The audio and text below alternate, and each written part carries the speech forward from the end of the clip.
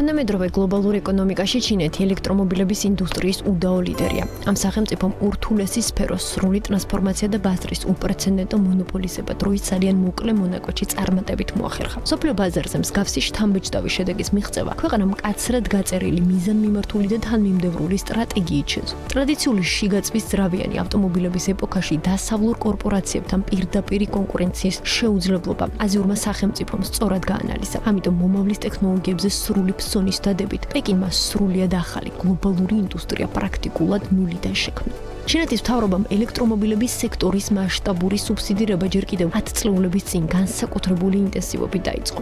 ინდუსტრიის განვითარების მიზნით სახელმწიფომ ათობით მილიარდი დოლარი როგორც საჯარო ინფრასტრუქტურის მშენებლობაში, ისე ურთულეს კვლევებში დააბანდა. ადგილობრივი მწარმოებლებისთვის მრავალფეროვანი საგადასახადო შეღავათების დაწესებით მთავრობამ შიდა ბაზრის ძალიან სწრაფი და სტაბილური განვითარება უზრუნველყო. უშუალოდ ყიდველებისთვის ფინანსური წახალისების პირდაპირი შეთავაზებით კი ქვეყანამ შიდა მოთხოვნა საგრძნობლად და ხელოვნურად გაზარდა. შესაბამისად, სოფლიოში უდიდესი შიდა სამომხმარებლო ბაზარი ჩინური კომპანიებისთვის იდეალურ ტექნოლოგიურ სატესტო პლატფორმად იქცა. ამ წარმოუდგენელი წარმატების მთავარ და ყველაზე მყარ ფუნდამენტს ქვეყნის ტერიტორიაზე და მის განკარგულებაში არსებული უნიკალური ბუნებრივი რესურსები წარმოადგენს. თანამედროვე ბატარეების დასამზადებლად აუცილებელი იშვიათ მიწათა ელემენტების მოპოვებასა და შემდგომ გადამუშავებას ჩინეთი თითქმის აბსოლუტურად აკონტროლებს. ლითიუმის, კობალტისა და გრაფიტის მიწოდების ურთულეს გლობალურ ჯაჭვში პეკინი ყველაზე კრიტიკულ და სტრატეგიულ როლს თამაშობს.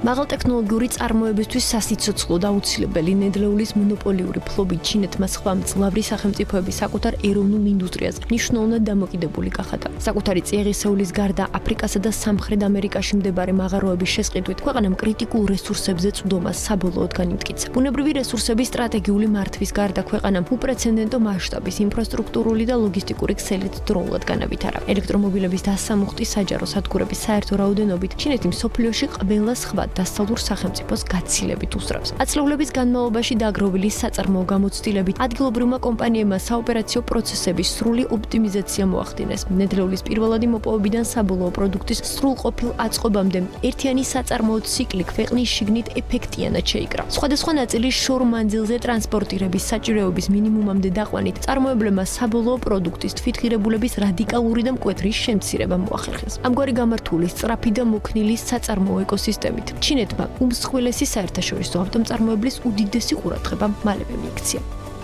წამყვანმა ამერიკულმა კორპორაცია ტესლამ საკუთარი ყველაზე პროდუქტიული და მომგებიანი მეგა ქარხანა სწორედ შანხაიში ააშენა. გერმანული საავტომობილო გიგანტები Volkswagen და BMW საკუთარ უახლეს ელექტრომობილებს უშუალოდ ჩინურ ქარხნებში ძალიან ინტენსიურად აწარმოებენ. ცნობილი იაპონური და ევროპული ბრენდები ფინანსური ხარჯების მაქსიმალური შემცირების მიზნით ადგილობრივ ჩინურ პარტნიორებთან სტრატეგიულად და ყოველდღიურად თანამშრომლობენ. ამ გლობალურ მოთამაშეებს ჩინეთის საზღვრებს გარეთ მსგავსი სისწრაფითა და ეფექტიანად ოპერირება უბრალოდ არ შეუძლიათ. მსოფლიოს წამყვანი უცხოური კომპანიები ჩინეთის ტერიტორიაზე წარმოების გადატანას რამდენიმე ძალიან სერიოზული და პრაგმატული მიზეზის გამო ირჩევენ. გამართული მიწოდების ჯაჭვის პირდაპირი დახმარებით, ლოგისტიკური ხარჯები და წარმოებისთვის საჭირო დრო ნებისმიერ სხვა ლოკაციასთან შედარებით საგრძნობლად ცირდება. ეკონომიკურად ხელსაყრელი და ამავდროულად მაღალკვალიფიციური ტექნიკური მუშახელის არსებობაც უცხოური ინვესტიციების უწყვეტ მოზიდვას ეხმარება. ჩინეთის ტერიტორიაზე წარმოებით, უცხოური კომპანიები მსოფლიოს უდიდეს და ყველაზე სწრაფად მზარდ სამომხმარებლო ბაზარზე ზედმეტი ბიუროკრატიული ბარიერების გარეშე შედიან. საერთაშორისო საბაჟო გადასახადებისა და მკაცრი საიმპორტო რეგულაციების გვერდის ავლით დასავლური ბრენდები ჩინელ მომხმარებელს ბევრად უფრო კონკურენტუნარიან ფასს თავაზობენ.